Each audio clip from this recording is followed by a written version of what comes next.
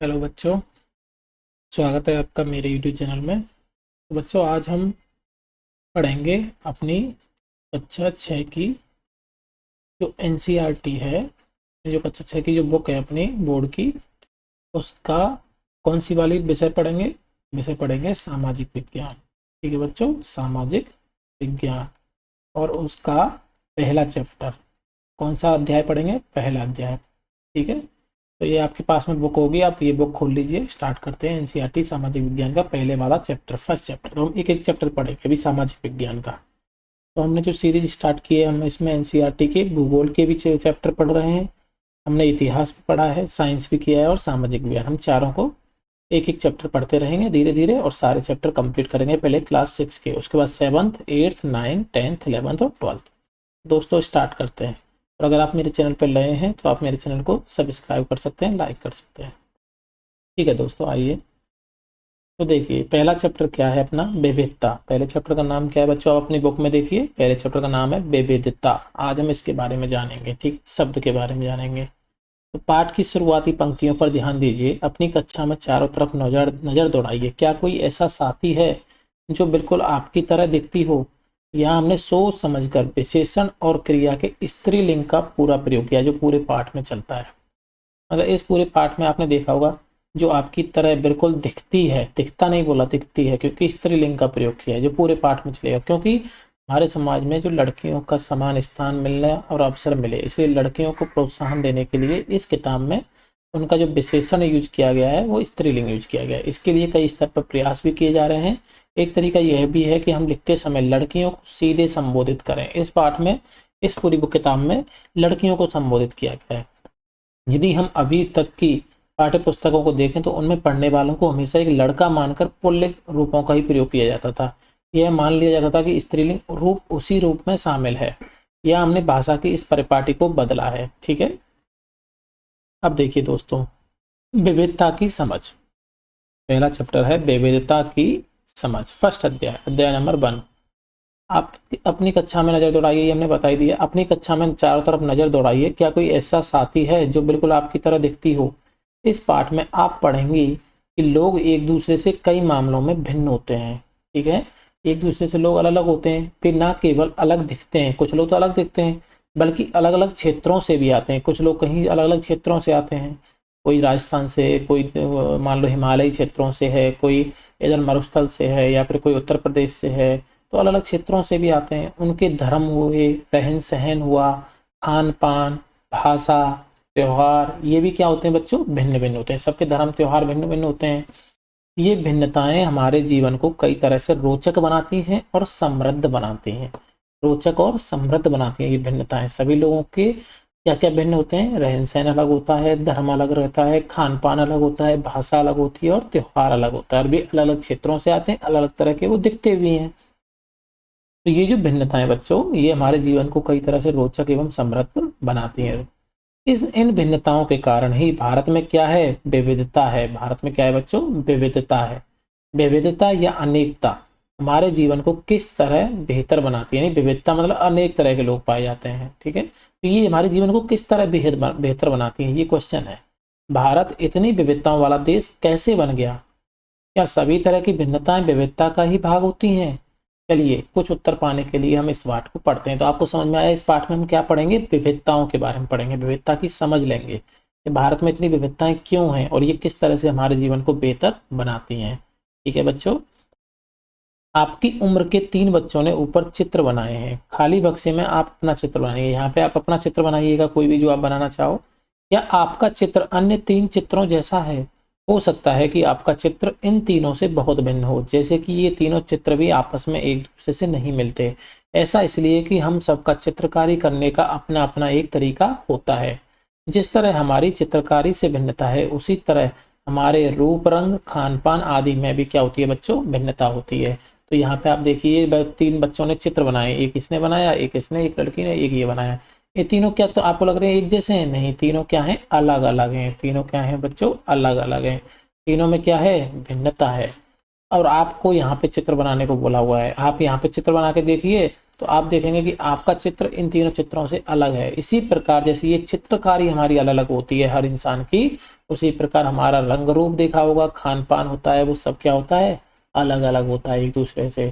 ठीक है बच्चों, जैसे ये क्वेश्चन दिए हुए हैं, अपने बारे में निम्नलिखित जानकारी दीजिए। बाहर जाते समय मैं पहनना पसंद करती हूँ। आप बाहर जाते समय जैसे आप लिख सकते हो, बाहर जाते समय मैं, कोई लिखेगा कि सलवार सूट, ठीक है, कोई लिखेगा नहीं मैं बाहर जाते समय जीन्स, कोई कुछ लिखेगा, कोई लिखेगा साड़ी।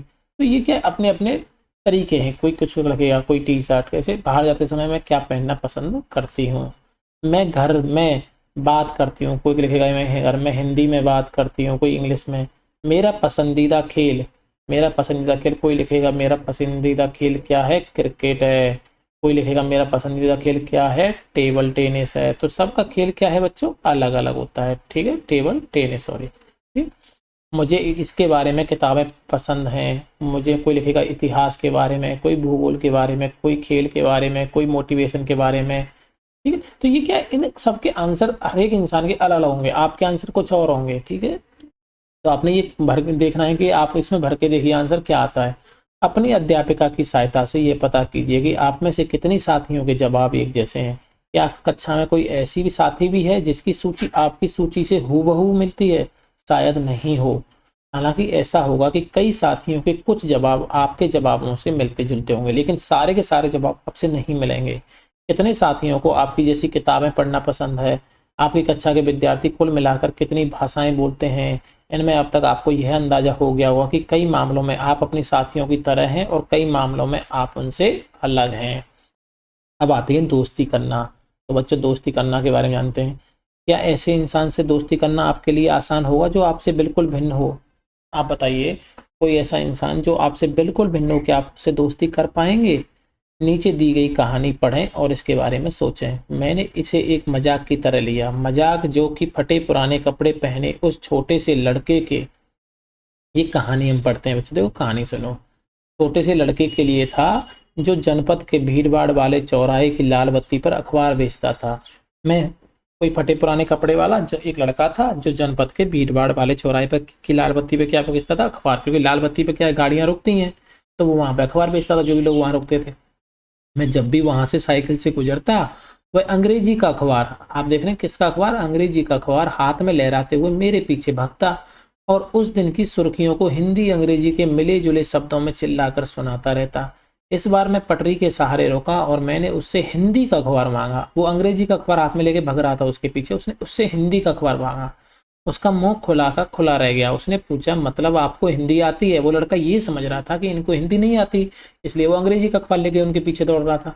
लेकिन उसने जब वो आदमी रुका और उसने उससे हिंदी का अखबार मांगा, तो लड़का एकदम मुंह खुला रह गया, अचंभित हो गया। खुले का खुला रह जाना मतलब अचंभित होना। उसने पूछा कि आपको हिंदी आती है। बिल्कुल। तो वो आदमी बोला, बिल्कुल। मैंने अखबार के पैसे देते हुए कहा। बोला, क्यों, तुमने क्या सोचा। वह रुका। पर आप लगते हो बड़े अंग्रेज हैं। वह बोला, मतलब कि आप हिंदी भी पढ़ सकते हैं। तो उसने कहा, आप लगने में तो अंग्रेज लग रहे हो, लेकिन आप तो हिंदी भी पढ़ सकते हो। मैं बोला, हाँ बिल्कुल पढ़ सकता हूँ। इस बार मैं थोड़ा अधीर होते हुए बोला, मैं हिंदी बोल सकता हूँ, पढ़ सकता हूँ और लिख भी सकता हूँ। मैंने स्कूल में दूसरे सब्जेक्ट विषय के साथ में क्या पढ़ी है, हिंदी पढ़ी है। देन दूसरे विषय के साथ में हिंदी पढ़ी है उस लड़के ने, उस आदमी ने। तो उसने कहा कि मैं बोल भी सकता हूँ, मैं पढ़ भी सकता हूँ और मैं लिख भी सकता हूँ। तो ठीक। अब देखिए सब्जेक्ट, उसने बोला सब्जेक्ट, उसने सब्जेक्ट एक नया नाम सुना तो उसने बोला सब्जेक्ट। अब जो कभी स्कूल नहीं गया उसको क्या पता होगा कि सब्जेक्ट क्या होता है। वह कुछ होता है, मैंने शुरू किया ही था कि बत्ती हरी हो गई और मेरे पीछे गाड़ियों के हॉर्न का शोर 100 गुना बढ़ गया। मैंने भी अपने आप को ट्रैफिक के साथ आगे बढ़ना दिया। ठीक है, वो आगे चला गया। अगले दिन वह फिर से वहां पर था। वह मुस्कुरा रहा था और मेरी तरफ हिंदी का अखबार बढ़ाते हुए उसने कहा, भैया यह रहा आपका अखबार। अब की बार वो पहले हिंदी का अखबार ले आया। अब बताइए ये सब्जेक्ट क्या चीज़ है। उसका ध्यान वहीं अटका हुआ है कि सब्जेक्ट क्या चीज़ है। अंग्रेजी का यह शब्द उसकी जबान पर अजीब लग रहा था। ऐसा लगा मानो अंग्रेजी में सब्जेक्ट शब्द का जो दूसरा अर्थ है प्रजा, उस अर्थ में वह उसका प्रयोग कर रहा हो। सब्जेक्ट जो होता है, देखो बच्चों, सब्जेक्ट आपने इस तरह से देखा होगा, सब्जेक्ट। सब्जेक्ट ऐसे लिखते हैं इंग्लिश में, इसका मतलब होता है विषय। सब्जेक्ट का मतलब क्या होता है बच्चों? विषय। सब्जेक्ट का मतलब क्या होता है? प्रजा। ठीक है, सब्जेक्ट का मतलब प्रजा भी होता है। ठीक है, और भी सब्जेक्ट के मतलब होते हैं, वो आगे आपको पता चलेंगे। ठीक है। ओहो, तो वो ऐसे समझ रहा था कि प्रजा है, ओ यह कुछ पढ़ाई लिखाई से संबंधित है। मैंने कहा। उसके बाद क्योंकि बत्ती लाल हो गई थी, सो मैंने पूछा तुम कभी स्कूल गए हो? उसने बोला कभी नहीं गया, उसने जवाब दिया। फिर बात बढ़ाते हुए उसने गर्व से कहा, मैं जब इतना ऊंचा था तभी से मैंने काम करना शुरू कर दिया था। उसने मेरी साइकिल की गद्दी के बराबर अपने आप को नापा। पहले मेरी माँ मेरे साथ आती थी, लेकिन अब मैं अकेले कर लेता हूँ। मैंने पूछा अभी तुम्हारी माँ कहाँ है? पर तब तक बत्ती हरी हो गई और मैं चल पड़ा। मैंने उसे अपने पीछे कहीं से चिल्लाते हुए सुना, वह मेरठ में है। और उसके साथ बाकी ट्रैफिक के शोरगुल में डूब गया। अब मेरा नाम समीर है, उसने अगले दिन कहा, और बड़े शर्माते हुए मेरा नाम पूछा। आपका नाम? उसने अपना नाम क्या बताया उस लड़के ने, अखबार बेचने वाले ने, समीर। उसने मेरे से पूछा आपका नाम? तो बड़े आश्चर्य की बात थी, मैंने साइकिल डगमगाई, मेरा नाम भी समीर है। उस आदमी ने बोला मेरा नाम भी समीर है। मैंने बताया तो उसने कहा क्या? उसकी आंखें एकदम से चमक उठी। हाँ, मैंने मुस्कुराते हुए कहा, तुम्हें पता है समीर का अर्थ है हवा और पवन। समीर का अर्थ क्या होता है बच्चों? आपने सुना होगा, समीर का अर्थ क्या होता है? हवा और पवन। समीर का अर्थ क्या होता है बच्चों? हवा और पवन। और पवन पुत्र कौन जानते हो ना? हनुमान। पवन पुत्र बच्चों कौन है? हनुमान। तो अब से आप समीर और एक, तो उस बच्चे ने कहा आप एक, समीर एक और मैं समीर दो। तो भाई समीर नाम के दो बंदे हो गए। तो उसने कहा आप समीर एक और मैं समीर दो। उसने खूब खुश होते हुए कहा हाँ ठीक है, मैंने जवाब दिया और अपना हाथ आगे बढ़ाया। हाथ मिलाओ समीर दो। उसका छोटा सा हाथ मेरे हाथ में एक नन्ही चिड़िया की तरह समा गया। मैं साइकिल चलाकर आगे बढ़ चुका था, तब उसके हाथ की गर्माहट गर्माहट को मैं महसूस कर रहा था। अगले दिन उसके चेहरे पर उसकी चिर परिचित मुस्कान नहीं थी। मेरठ में बड़ी गड़बड़ हो गई है, उसने कहा। वहां दंगों में बहुत लोग मारे गए हैं। मैंने मुख्य अखबार की सुर्खियों की तरफ देखा। बड़े बड़े अक्षरों में लिखा था सांप्रदायिक दंगे। सांप्रदायिक दंगे। बच्चों एक नया शब्द आपको सुनने को मिला अभी यहाँ पे, सांप्रदायिक। सांप्रदायिक दंगे। ठीक है, इसको समझेंगे अभी। लेकिन समीर, मैंने शुरू ही किया था। मैं मुस्लिम समीर हूँ, वह बोल पड़ा। और मेरे सभी लोग मेरठ में हैं। उसकी आंखें भर आईं। जब मैंने उसके कंधे पर हाथ रखा, उसने नजर ऊपर नहीं उठाई। अब यहाँ तक हो गया आपका। अब देखिए, समीर एक और समीर दो में कोई तीन अंतर लिखो। आप बताओ बच्चों, समीर एक और समीर दो में कोई तीन अंतर आप खुद बताओ। ठीक है, क्या अंतर है आपको? क्या इस कहानी को सुन के आपको क्या अंतर समझ में आते हैं? ठीक है, आप बताओ। क्या ये अंतर उन्हें दोस्त बनने से रोक पाए? नहीं, नहीं रोक पाए ना दोस्तों, वो फिर भी बन गए। तो अंतर सोचिए पहले आपके, इन दोनों में क्या अंतर थे? समीर एक में जो अखबार बेचता है, और समीर दो जो साइकिल से जाता है, जो काम करने जाता था। इन दोनों में क्या अंतर है? ठीक है बच्चों। अगले दिन वह चौराहे पर नहीं था। ना उसके अगले दिन वह दिखा, ना आगे फिर कभी। अंग्रेजी या हिंदी का कोई अखबार मुझे नहीं बता सकता कि मेरा समीर दो आखिर कहाँ गया। ये कहानी थी। ठीक है बच्चों। अब जहां समीर एक को अंग्रेजी ज्यादा अच्छी आती है, समीर दो हिंदी बोलता है। आपने देखा ना, समीर एक को अंग्रेजी आती थी, समीर दो हिंदी बोलता था। हालांकि दोनों की भाषाएं क्या है, अलग अलग हैं, फिर भी दोनों एक दूसरे से बात कर पाए। उन्होंने इसके लिए प्रयास किया, क्योंकि उनके लिए बात करना महत्वपूर्ण है। सबसे इंपॉर्टेंट क्या होता है कि देखो, दो इंसान हैं, दोनों अलग अलग हैं, दोनों अलग अलग दिख रहे हैं सपोज करो, लेकिन अगर दोनों को दोस्त बनना है, दोनों को एक दूसरे से बात करनी है, तो वो कितने भी विपरीत हों, कितने भी अलग हों, कितनी भी भाषाएं अलग हैं, वो आपस में बात कर ही लेंगे। ठीक है, क्योंकि बात करने का प्रयास जब करेंगे तब वो अपना कुछ ना कुछ रास्ता खोज लेते हैं। तो यहीं पे ऐसे ही, जैसे समीर एक को क्या इंग्लिश आती है, लेकिन समीर दो को हिंदी आती है, लेकिन फिर भी वो आपस में क्या बन गए, दोनों दोस्त बन गए, क्योंकि उन्होंने बोलने का, बात करने का प्रयास किया। समीर एक और समीर दो की धार्मिक सांस्कृतिक पृष्ठभूमियां भी अलग हैं। जहाँ समीर एक हिंदू है, समीर एक क्या था, हिंदू है, और समीर दो क्या था बच्चों, मुसलमान है। समीर दो क्या है, मुसलमान है। जो छोटा बच्चा था वो तो मुसलमान था जो अखबार बेचता था, और लेकिन ये तो हिंदू था, फिर भी ये दोस्त बन पाए। यानी कि धार्मिक और सांस्कृतिक पृष्ठभूमियां भी अलग अलग थी। दोनों में दोस्ती हुई क्योंकि दोनों को दोस्ती करना चाहते थे। खान पान, पहनावा, धर्म, भाषा आदि, ये विविधता, भिन्नताएं जो क्या है, विविधता के पहलू हैं। तो आपको समझ में आया विविधता के पहलू क्या क्या है? आपका खान पान, पहनावा, धर्म, भाषा, ये सब क्या है, रहन सहन, ये सब क्या है, विविधता के पहलू हैं। अपनी विविध धार्मिक और सांस्कृतिक पृष्ठभूमियों के अलावा समीर एक और समीर दो कई अन्य मामलों में भी एक दूसरे से अलग थे। उदाहरण के लिए उदाहरण के लिए समीर एक ने स्कूल में पढ़ाई की थी, ठीक है, जबकि समीर दो अखबार बेचता है। आप देख रहे हो ना, समीर दो अखबार बेच रहा है, समीर एक अभी स्कूल जाता था। समीर दो को स्कूल जाने का कभी मौका मिला ही नहीं। आपने संभवतः अपने इलाके में ऐसे कई लोगों को देखा होगा जो गरीब हैं और जिनकी भोजन, घर और कपड़े की ज़रूरतें भी पूरी नहीं हो पाती। यह फ़र्क उस फ़र्क से अलग है जिसके बारे में हमने पहले पढ़ा। ठीक है, आपने देखा कि समीर दो जो अखबार बेच रहा था फटे पुराने कपड़े पहन के, वो कभी स्कूल जा ही नहीं पाया और समीर एक को स्कूल जाने का मौका मिला। तो आपने भी देखा होगा अपने आसपास ऐसे बहुत सारे बच्चे होंगे जिनको कभी स्कूल जाने का मौका ही नहीं मिलता। तो ये भी तो एक फ़र्क है। ये विविधता का रूप नहीं है बल्कि गैर बराबरी का रूप है। अब आपके आसपास में दो लोग हैं, एक स्कूल जा पा रहा है, एक स्कूल नहीं जा पा रहा है, क्या इसको विविधता बोलेंगे? नहीं, ये विविधता नहीं है। ये क्या है बच्चों? गैर बराबरी है।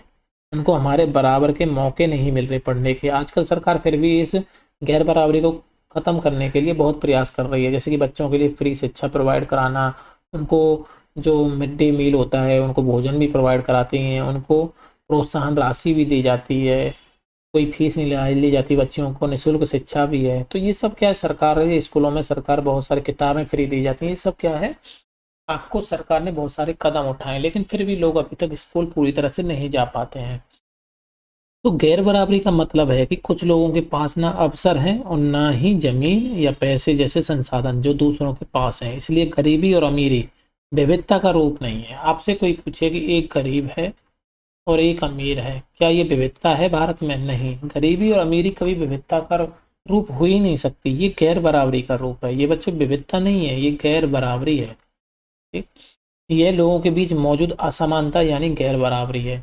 जाति व्यवस्था, जाति व्यवस्था असमानता का एक और उदाहरण है। इस व्यवस्था में समाज को अलग अलग समूहों में बांटा गया। इस बंटवारे का आधार था कि लोग किस तरह के काम करते हैं, लोग किस जाति में पैदा होते हैं उसे बदल नहीं सकते। फिर आप जब जाति व्यवस्था की बात करेंगे तो आपने भी आप देखा होगा, आपकी भी कोई ना कोई जाति होगी। आप अपने घर वालों से पूछना, आपकी कुछ ना कुछ जाति होगी। तो आपके गांव में आप या शहर में रहते हैं, वहाँ पे कितनी जाति के लोग रहते हैं। तो हमारे समाज को भी जाति व्यवस्था में बांटा गया। तो ये जाति व्यवस्था जो बांटी गई ये बहुत पुरानी है। इसमें क्या था कि पहले जो इसका जो आधार था वो ये था कि लोग किस तरह के काम करते हैं। पहले आधार ये था कि किस तरह के काम करते हैं। पहले जो लोग काम करते थे उसके आधार पर जाति व्यवस्था बनाई गई, लेकिन पैसे के आधार पर।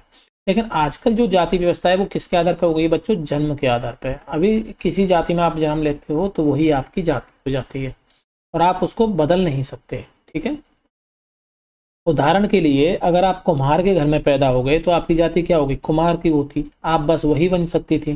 कोई व्यक्ति जाति से जुड़ा अपना पेशा भी नहीं बदल सकता था, इसलिए उस ज्ञान के अलावा किसी अन्य ज्ञान को हासिल करना जरूरी नहीं समझा जाता था। इससे क्या हुआ? गैर बराबरी पैदा हुई और आप अगले पाठों में ये पढ़ेंगे। ठीक है बच्चों, तो जाति क्या है? जन्म से है। पहले जाति पेशे से थी, धीरे धीरे वो जन्म से हो गई।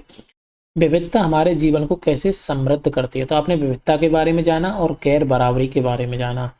तो आप कहीं भी ये बता पाओगे क्या गैर बराबरी क्या है और विविधता क्या है? ठीक है, अब मैं कहूँ आपसे, एक शिक्षित है, एक आदमी शिक्षित है और एक आदमी अनपढ़ है, क्या ये विविधता है? आप कहोगे नहीं, ये गैर बराबरी है। ठीक है ना, ये गैर बराबरी है, इसको विविधता नहीं बोला जाएगा। जैसे समीर एक और समीर दो दोस्त बने, ठीक वैसे ही आपकी भी सहेलियां होंगी जो आपसे बहुत अलग होंगी। आपने शायद उनके घर में अलग तरह का खाना खाए हुए होगा, उनके साथ अलग त्यौहार मनाए होंगे, उनके कपड़े पहन कर देखे होंगे, थोड़ी बहुत उनकी भाषा भी सीखी होगी। आपकी सहेलियों के बारे में आप सूची बनाइए कि आपकी सहेली कौन है, आप वो क्या खाना खाती हैं, कहाँ रहती हैं। तो इस तरह से आपको ये पता चलेगा कि क्या क्या विविधताएं होती हैं। आपको शायद तरह तरह के जानवरों, रानियों, साहसिक घटनाओं या भूतों की कहानियां पसंद होंगी। संभव है आपको खुद कहानी बनाना भी पसंद होगा। एक अच्छी कहानी पढ़ने से हमेशा खुशी मिलती है। उसको पढ़कर और ज़्यादा कहानियां बनाने के लिए नए नए विचार मिलते हैं। जो लोग कहानियां लिखते हैं वे विभिन्न स्रोतों, किताबों, वास्तविक जीवन और कल्पना से क्या करते हैं बच्चों? प्रेरणा लेते हैं। क्योंकि नई नई कहानियां पढ़ने से क्या मिलते हैं हमको? नए नए विचार मिलते हैं। कुछ लोग जंगल में जानवरों के नज़दीक रहे, ठीक है, और उन्होंने जानवरों की दोस्ती और लड़ाइयों के बारे में कहानियां लिखी। कुछ अन्य लोगों ने राजा रानियों के वृत्तांत पढ़कर प्यार और सम्मान के किस्से लिखे। कुछ लोगों ने राजा रानियों के ऊपर कहानियां लिखी। कुछ ने अपने बचपन की यादों में गोते लगाए। स्कूल और दोस्तों की मधुर यादों से निकलकर कुछ साहस की कहानियां लिखी। कल्पना कीजिए कि जिनकी कहानियां आपने सुनी या पढ़ी हैं उन सभी कहानीकारों या कलाकारों या कहानी सुनाने वालों को ऐसी जगह पर रहना पड़े जहां लोग केवल दो ही रंग के कपड़े पहनते हों, लाल एवं सफेद, एक तरह का खाना खाते हों, शायद आलू, समान रूप से केवल दो पशु पक्षियों को पालते हो, उदाहरण के लिए हिरन और कौवा, और केवल सांप सीढ़ी खेल से अपना मनोरंजन करते हो, ऐसी जगह रहकर वे कैसी कहानियां लिख पाएंगे। ठीक है बच्चों, आप खुद सोचिए कि कोई ऐसे कहानीकार है जो केवल दो ही तरह के कपड़े पहनते हैं, लाल और सफेद, एक ही तरह का खाना खाते हैं, आलू, और समान रूप से केवल दो पशु पक्षियों को पालते हैं, हिरन और कौवा, और केवल सांप सीढ़ी का खेल से अपना मनोरंजन करते हैं, तो वे कैसी कहानियां लिख पाएंगे। वो इसी की तरह की कहानियां लिख पाएंगे, जो वो देखते हैं वही लिख पाएंगे। अब आती है भारत में विविधता। भारत क्या है बच्चों? विविधताओं का देश है। अब आपको समझ में आ गया विविधताओं का देश क्यों है भारत। हम विभिन्न भाषाएं बोलते हैं, विभिन्न प्रकार का खाना खाते हैं, अलग अलग त्योहार मनाते हैं, और भिन्न भिन्न धर्मों का पालन करते हैं। लेकिन गहराई से सोचें तो वास्तव में हम एक ही तरह की चीजें करते हैं, केवल हमारे करने के तरीके अलग हैं। जैसे खाना खाना, तो काम तो है खाना खाना, लेकिन खाने के तरीके अलग हैं। कोई कुछ खाएगा, कोई कुछ खाएगा, कोई कुछ खाएगा। ठीक है, रहना, रहने के तरीके अलग अलग हैं सब। कपड़े पहनना, कपड़े पहनने के तरीके अलग अलग हैं। कोई कुछ पहनता है, कोई कुछ पहनता है। तो ये क्या है? विविधता है। काम हम एक ही करते हैं। हम विविधता को कैसे समझें? अब इसको समझते कैसे? करीब 200 या 200, 200-225 वर्ष पहले, जब रेल, हवाई जहाज, बस और कार हमारे जीवन का हिस्सा नहीं था, यानी जब ना तो रेल थी, क्योंकि रेल तो 1853 में आई थी, हवाई जहाज भी 1900 के आसपास आया था, 1910-1912 में, बस और कार ये हमारे जीवन में नहीं थे, तब भी लोग संसार के एक भाग से दूसरे भाग की क्या करते थे बच्चों? यात्रा करते थे। वे पानी के जहाज में करते थे, घोड़ों पर बैठ के करते थे, ऊंट पर बैठ के करते थे, और कुछ लोग पैदल चलकर करते थे। अक्सर ये यात्राएं खेती और बसने के लिए नई जमीन की तलाश में या फिर व्यापार के लिए की जाती थी। आपने क्लास 6 का जो इतिहास का चैप्टर पढ़ा होगा, नंबर 1 चैप्टर, उसमें यात्राएं करते थे लोग। क्यों करते थे ये मैंने बताया था आपको पूरे अच्छे से डिटेल में। तो यात्राएं क्यों करते थे? यात्राएं जमीन की तलाश में, बसने की तलाश में, खेती के लिए, या फिर व्यापार के लिए, या फिर धर्म को फैलाने के लिए, या फिर राजा यात्रा क्यों करते थे? एक जगह से दूसरी जगह पे अपना अधिकार करने के लिए। तो आपने ये सब पढ़ा था पिछली क्लास में। क्योंकि यात्रा में बहुत समय लगता था, इसलिए लोग नई जगह पर अक्सर काफी लंबे समय तक ठहर जाते थे। इसके अलावा सूखे और अकाल के कारण भी कई बार लोग अपना घर बार क्या करते थे? छोड़ देते थे। कहीं पे अगर सूखा पड़ गया तो वो उस जगह को छोड़ के दूसरी जगह चले जाते थे। उन्हें जब पेट भर खाना तक नहीं मिलता था तो वे नई जगह जाकर बस जाते थे। कुछ लोग काम की तलाश में, और कुछ युद्ध के कारण अपना घर छोड़ देते थे। तो आपको समझ में आ रहा है यात्राएं क्यों होती थी? लोग जब नई जगह में बसना शुरू करते थे तो उनके रहन सहन में थोड़ा क्या आ जाता था? बदलाव आ जाता था। मान लो कि यहाँ पे गर्मी पड़ रही है, पहले जहाँ पे वो रह रहे थे, अब वो यहाँ से यात्रा करके इस जगह पे आके रहने लग गए, और यहाँ पे ठंडा पड़ रहा है, तो यहाँ पे जो उनका रहन सहन होगा और खान पीन होगा वो क्या हो जाएगा बच्चों? इस जगह से अलग हो जाएगा। तो खान पीन और रहन सहन में क्या आ जाएगी? विविधता आ जाएगी। तो कुछ चीजें वे नई जगह की अपना लेते थे, और कुछ चीजों में वे पुराने ढर्रे पर ही चलते रहते थे। इस तरह उनकी भाषा, भोजन, संगीत, भाषा बोलने का तरीका, भोजन, संगीत, धर्म आदि में नए और पुराने का क्या होता रहा? मिश्रण होता रहता था। उनकी संस्कृति और नई जगह की संस्कृति में आदान प्रदान होता, और धीरे धीरे एक मिश्रित यानी मिली जुली संस्कृति बनती। कुछ यहाँ की, कुछ यहाँ की, और मिली जुली क्या बन जाती है? एक नई संस्कृति बन जाती है। ठीक, अब देखिए बच्चों, अगर अलग अलग क्षेत्रों का इतिहास देखें तो हमें पता चलेगा कि किस तरह विभिन्न सांस्कृतिक प्रभावों ने वहाँ के जीवन को, संस्कृति को आकार देने में योगदान दिया है। इस तरह से कई क्षेत्र अपने विशिष्ट इतिहास के कारण विविधता संपन्न हो जाते थे। ठीक इसी प्रकार लोग अलग अलग तरह की भौगोलिक स्थितियों में किस तरह सामंजस्य बैठाते थे, उससे भी विविधता उत्पन्न होती है। उदाहरण के लिए, जैसे समुद्र के पास रहने में और पहाड़ी इलाकों में रहने में बहुत फर्क है। न केवल वहाँ के लोगों के कपड़ों और खान पान की आदतों में फर्क होगा, बल्कि जिस तरह का वे काम करेंगे वे भी अलग होंगे। जैसे समुद्र के पास जो लोग रहते हैं, समुद्र के पास ना ज़्यादा ठंडा पड़ता ना गर्म, तो वहाँ पे कपड़े अलग तरह के होंगे, उनका कलर भी अलग तरह का होगा। और लेकिन पहाड़ी इलाकों में ठंड वंड पड़ती है तो वहाँ पे जो कपड़े पहने जाएंगे वो भी अलग रहेंगे। उनका खान पान, समुद्र के पास में जो रहेंगे वो मछलियाँ ये सब खाएंगे, और जो पहाड़ी इलाकों में रहेंगे वो क्या करेंगे? पहाड़ी जानवर खाएंगे, या फिर वहाँ से फल फूल ये सब खेती करके खाएंगे। तो ये सब क्या है? इन चीज़ों में फ़र्क होगा। ठीक है, उनकी आदतें भी अलग होंगी। शहरों में अक्सर शहरों में अक्सर लोग यह भूल जाते हैं कि उनका जीवन उनके भौतिक वातावरण से किस तरह गहराई से जुड़ा है। ऐसा इसलिए कि शहरों में लोग बिरले ही अपनी सब्जी या अनाज उगाते हैं, वे उन चीज़ों के लिए बाजार पर निर्भर रहते हैं।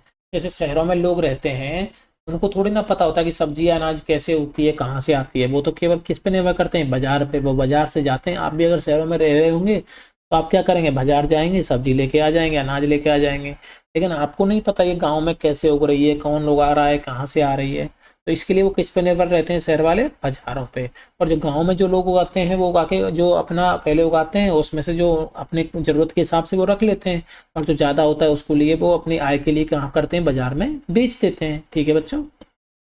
आइए भारत के दो भागों में, लद्दाख और केरल, के उदाहरण के जरिए ये समझने की कोशिश करें कि किसी क्षेत्र की विविधता पर उसके ऐतिहासिक और भौगोलिक कारकों का क्या असर पड़ता है। कोई भी क्षेत्र की जो विविधता है, विविधता जो है वो उसको कौन चेंज करता है, ऐतिहासिक कारण और भौगोलिक कारण। वहाँ का भौगोलिक कारण मतलब वहाँ पे वो क्या है, भौगोलिक जलवायु क्या है, पहाड़ है, इलाका है या मरुस्थलीय इलाका, ये बहुत इंपॉर्टेंट है, ये मैं आपको बताता ही हूँ।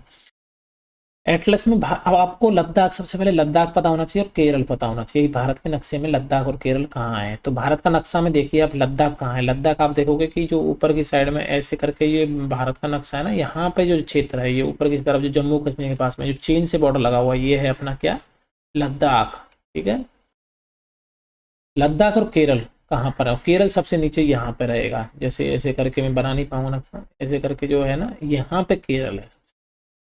इन दोनों क्षेत्रों की भौगोलिक स्थितियां वहां के भोजन, कपड़े, व्यवसाय, पेशे को कैसे प्रभावित करती हैं, उनकी सूची बनाई है। भौगोलिक स्थितियों के हिसाब से आपको सूची बनानी है।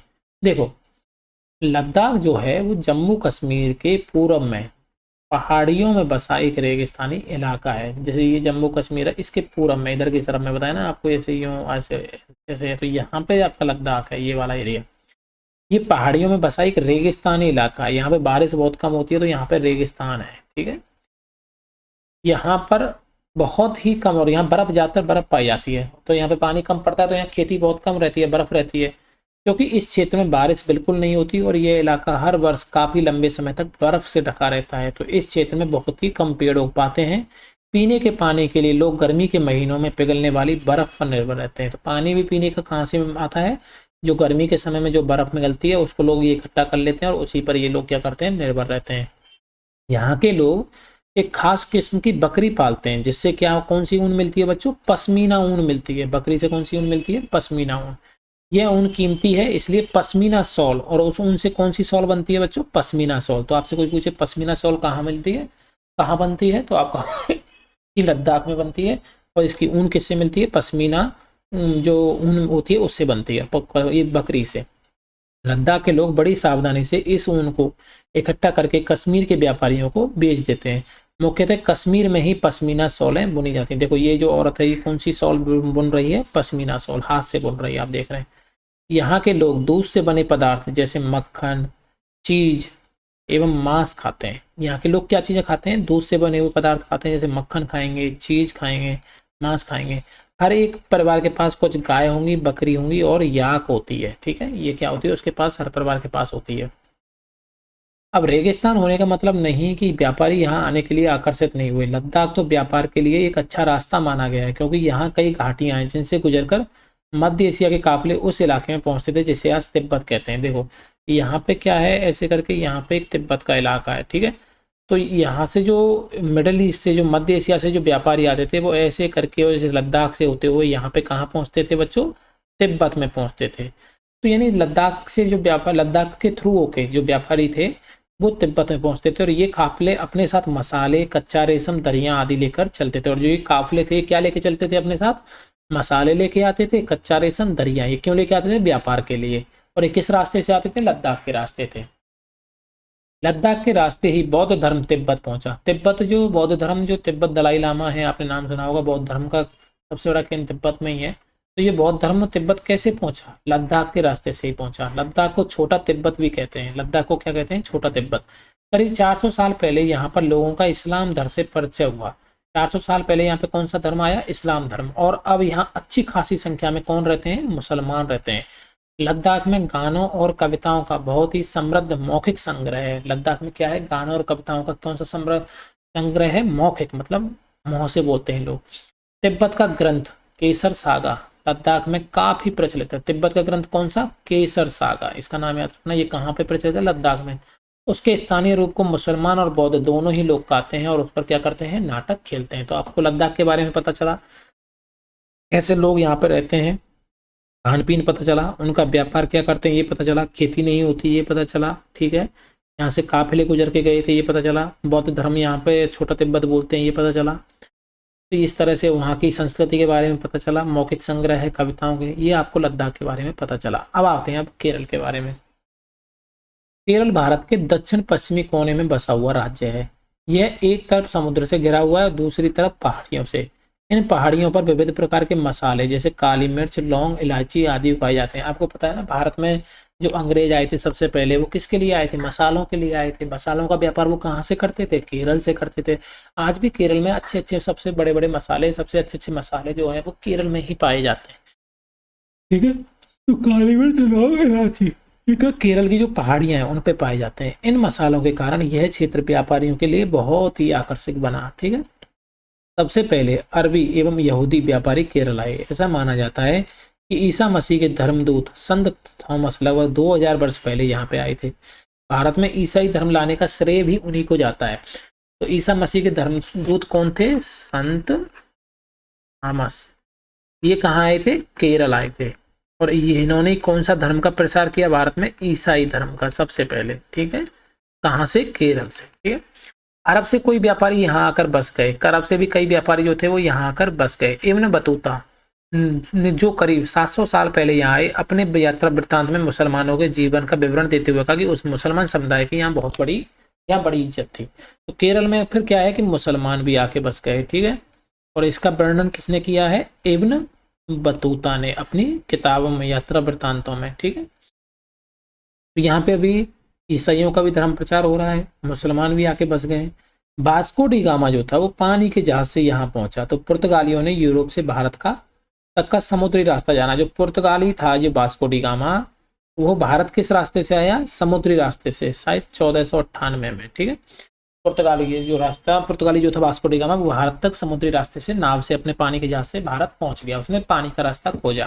पहले जो लोग यात्रा करते थे भारत की, वो जमीन के थ्रू, यानी कि जमीन के थ्रू करते थे। जैसे मिडिल ईस्ट से, जो मध्य एशिया था, वहां से आते थे, लद्दाख होके ऐसे। लेकिन अब जब वास्को डी गामा था, उसने पानी के जहाज का रास्ता खोजा भारत तक आने का। इन सभी ऐतिहासिक प्रभावों के कारण केरल के लोग विभिन्न धर्मों का पालन करते हैं, जिनमें कौन कौन से धर्म आ गए, यहूदी आ गए, इस्लाम भी है, ईसाई हैं, हिंदू हैं और बौद्ध धर्म है, ठीक है बच्चों। यहूदी, इस्लाम भी है, मुसलमान, ईसाई भी हैं, हिंदू भी हैं और वहाँ पे बौद्ध धर्म भी है। चीन के व्यापारी भी केरल आए। चीन के जो व्यापारी थे वो भी केरल आए। यहाँ पर मछली पकड़ने के लिए जो जाल इस्तेमाल किए जाते हैं वे चीनी जालों से हूबहू मिलते हैं और उन्हें चीना वाला कहते हैं। तो यानी यहाँ पे जो चीन के यात्री आए थे वो भी आए, और जो यहाँ पे जो हम जाल यूज करते हैं मछली पकड़ने के लिए केरल में, वो चीनी जो जाल हैं उनसे एक तरह से मिलते हैं और उन्हें क्या बोलते हैं, चीना वाला कहते हैं। तलने के लिए लोग जो बर्तन इस्तेमाल करते हैं उसे चीना चट्टी कहते हैं। इसमें चीन शब्द इस बात की ओर इशारा करता है कि उसकी उत्पत्ति कहाँ से हुई होगी, चीन से हुई होगी। केरल की उपजाऊ जमीन और जलवायु चावल की खेती के लिए बहुत उपयुक्त है। वहाँ पे अब आप खेती के बारे में देखोगे तो वहाँ की जमीन और जलवायु चावल के लिए उपयुक्त है, जबकि लद्दाख में तो ऐसा कुछ नहीं था। और वहाँ के लोग, अधिकतर लोग मछली, सब्जी और चावल खाते हैं। यहाँ के लोग क्या खाते हैं, मछली, सब्जी और चावल। और वहाँ पे क्या खाते थे लद्दाख में, मांस, दूध से बनी हुई चीजें, ये सब, ठीक है बच्चों। तो आपको अंतर पता चला लद्दाख में और केरल में। तो जहाँ केरल और लद्दाख की भौगोलिक स्थितियाँ एक दूसरे से बिल्कुल अलग हैं, वहीं हम यह भी देखते हैं कि दोनों क्षेत्रों के इतिहास में एक ही प्रकार के सांस्कृतिक प्रभाव हैं। दोनों ही क्षेत्रों को चीन और अरब से आने वाले व्यापारियों ने प्रभावित किया है। तो ये सांस्कृतिक प्रभाव देखेंगे आप, जो संस्कृति के प्रभाव हैं वो दोनों में एक जैसे हैं, क्योंकि दोनों में ही चीन और अरब से आने वाले यात्रियों ने व्यापारियों ने प्रभावित किया है। जहाँ केरल की भौगोलिक स्थिति की बात करें तो वहाँ मसालों की खेती संभव हो पाई है, वहीं लद्दाख की भौगोलिक स्थिति और ऊन ने व्यापारियों की अपनी ओर खींचा। तो लद्दाख की जो भौगोलिक स्थिति है वहाँ पे क्या, ऊन है, और केरल में मसाले खेती ये है। इस तरह पता चलता है कि किसी भी क्षेत्र के सांस्कृतिक जीवन का उसके इतिहास और भूगोल से प्राय गहरा रिश्ता रहता है। तो कहीं का भी जो सांस्कृतिक जीवन होता है, जो संस्कृति होती है, उसका किससे गहरा नाता रहता है, इतिहास से, कि कौन लोग आए, कौन लोग गए, और वहाँ पे का जो भौगोलिक स्थिति है, वहाँ का जो भूगोल है, पहाड़ी इलाका है कि मरुस्थलीय इलाका है, ऐसा इलाका है, वहाँ पे बर्फ पड़ती है, इससे वहाँ का क्या होता है, गहरा नाता रहता है। विविध संस्कृतियों का प्रभाव केवल बीते हुए कल की बात नहीं है बच्चों, हमारे वर्तमान जीवन का आधार ही काम के लिए एक जगह से दूसरी जगह जाना है। हर एक कदम के साथ हमारे सांस्कृतिक रीति रिवाज और जीने का तरीका धीरे धीरे उस नए क्षेत्र का हिस्सा बन जाते हैं जहां हम पहुंचते हैं। ठीक इसी तरह अपने पड़ोस में रहने हम अलग अलग समुदाय के लोगों के साथ रहते हैं। समुदाय, अलग अलग जो समुदाय के लोग हैं हमारे पड़ोस में रहते हैं, जैसे हिंदू हैं, मुस्लिम हैं, क्रिश्चियन हैं, ईसाई हैं, बौद्ध हैं, ठीक है, अलग अलग समुदाय के लोग रहते हैं, नहीं रहते हमारे पास। अपने रोजमर्रा के जीवन में हम मिलजुल कर काम करते हैं और एक दूसरे के रीति रिवाज और परंपराओं में क्या करते हैं बच्चों, हम घुल जाते हैं। विविधता में एकता, भारत की विविधता या अनेकता को उसकी ताकत का स्रोत माना गया है। भारत की जो विविधता है इसको एकता या अनेकता को ताकत का स्रोत माना गया है। इसको हमारी कमजोरी नहीं माना गया है कि सब लोग अलग अलग तरह के हैं, नहीं, इसको हमारी ताकत माना गया है कि लोग अलग अलग तरह के हैं, ये ताकत है हमारी। जब अंग्रेजों का भारत पर राज था तो विभिन्न धर्म, भाषा और क्षेत्र की महिलाओं और पुरुषों ने अंग्रेजों के खिलाफ मिलकर लड़ाई लड़ी। भारत के स्वतंत्रता संग्राम में अलग अलग परिवेशों के लोग शामिल थे, अलग अलग जगह के लोग शामिल थे। उन्होंने एकजुट होकर आंदोलन किए, इकट्ठे जेल गए, अंग्रेजों का अलग अलग तरीके से विरोध किया। अंग्रेजों ने सोचा था कि वे भारत के लोगों में फूट डाल सकते हैं क्योंकि उनमें काफी विविधता है और इस तरह उनका राज चलता रहेगा, मगर लोगों ने दिखला दिया कि वे एक दूसरे से चाहे कितने भी भिन्न हो, अंग्रेजों के खिलाफ लड़ी जाने वाली लड़ाई में वे सब एक थे। तो अंग्रेजों ने यही तो किया था बच्चों, फूट डालो और राज करो। ठीक है, फूट डालो और राज करो। उनको पता था कि यहाँ के लोग क्या हैं, एक दूसरे से अलग हैं, एक दूसरे से अलग दिखते हैं, अलग उनका रहन सहन है, तो लोगों में क्या कर लो, फूट डाल दो, एक दूसरे को एक दूसरे के खिलाफ बहका दो और आपस में लड़ा दो और वहां पे राज कर लो। लेकिन जब लोग यहाँ परेशान हुए, लोगों ने आपस में मिले, लोगों के भले ही कितना भी विविधताएं थी, लोग एक दूसरे से अलग थे, लोग आपस में एकजुट इकट्ठे हुए और अंग्रेजों को हमारे देश से भगा दिया। ये कविता देखिए, दिन खून के हमारे प्यारे न भूल जाना, खुशियों में अपनी हम पर आंसू बहा के जाना, सैयाद ने हमारे चुन चुन के फूल तोड़े, वीरान इस चमन में कोई गुल खिला के जाना, दिन खून के हमारे प्यारे भूल न जाना। गोली खा के सोए जलिया बाग में हम, सूनी पड़ी कब्र पर दिया जला के जाना, दिन खून के हमारे प्यारे न भूल जाना। हिंदू और मुस्लिमों की होती है आज होली, बहते हैं एक रंग में दामन भिगो के जाना, दिन खून के हमारे प्यारे भूल न जाना। कुछ जेल में पड़े हैं, कुछ कब्र में गड़े हैं, दो बूंद आंसू उन पर प्यारे बहा के जाना, दिन खून के हमारे प्यारे भूल न जाना। भारतीय जन नाट्य संघ ने लिखा है ये गाना, कितना अच्छा है। देखिए, ये हमारे नेहरू जी हैं, आप देख रहे हैं, ये हमारा भारत का झंडा है, ये आप देख रहे हो, ये हमारा भारत का झंडा है। ये हमारे नेहरू जी हैं, भाषण दे रहे हैं स्वतंत्रता दिवस पे, 15 अगस्त की स्वतंत्रता दिवस बनती है, यहाँ पे भाषण दे रहे हैं। यह गीत अमृतसर में हुए जलियांवाला बाग हत्याकांड के लिए गाया जाता था। ये वाला जो मैंने आपको ऊपर वाला गीत सुनाया है, जलियांवाला बाग जो हत्याकांड था उसके लिए, उसके बाद गाया जाता था।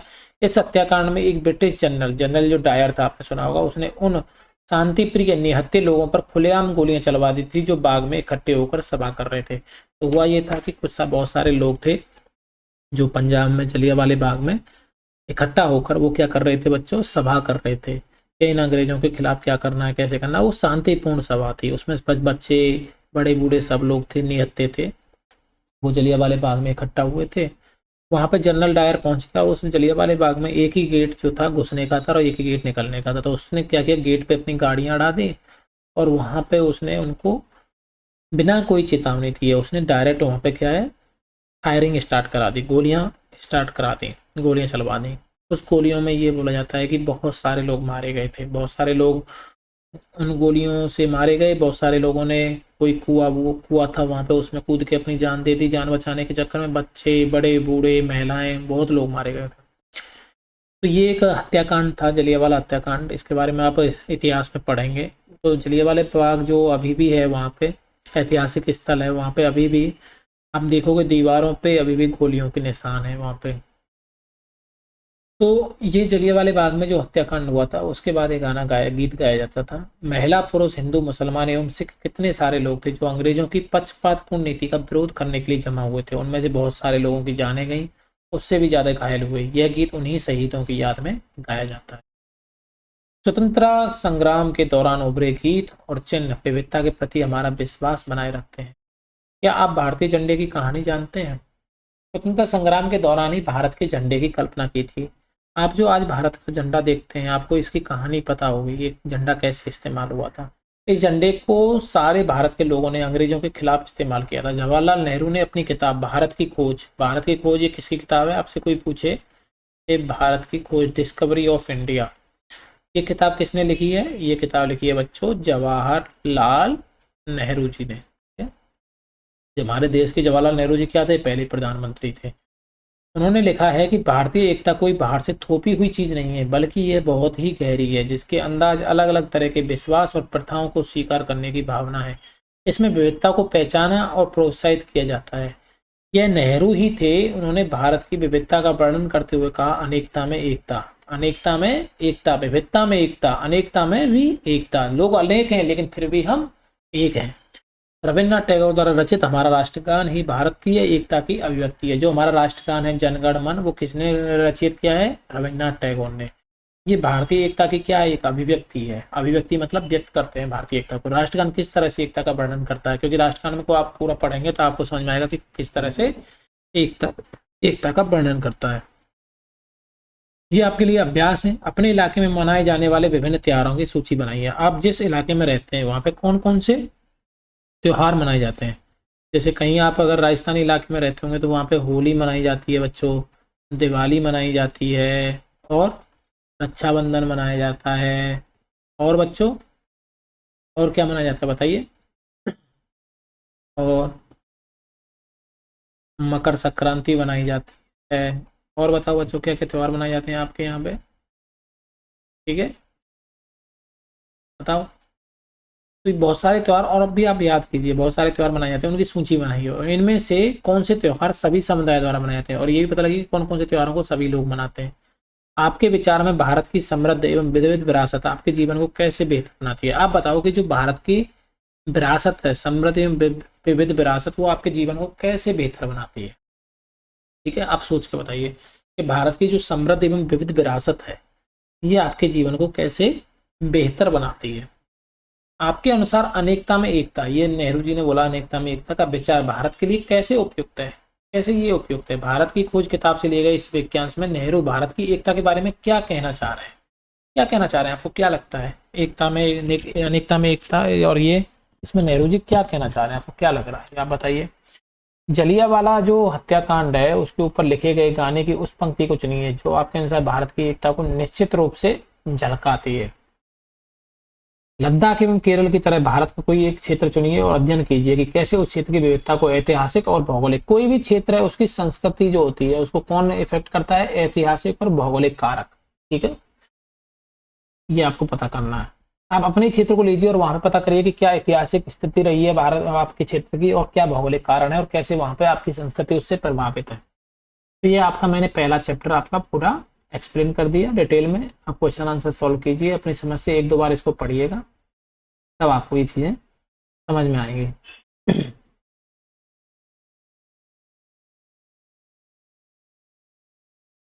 तो यहाँ पे हमारा ये पहला चैप्टर खत्म होता है। अभी हम अगले चैप्टर के साथ अगले चैप्टर में मिलेंगे, चैप्टर नंबर 2 में, अध्याय 2 में। ठीक है, तो पहला चैप्टर हमारा यहाँ पे फिनिश हो गया। तो मिलते हैं अगले चैप्टर में, तब तक के लिए थैंक यू। जय हिंद, जय भारत। चैनल को आप लाइक करिए दोस्तों, सब्सक्राइब करिए।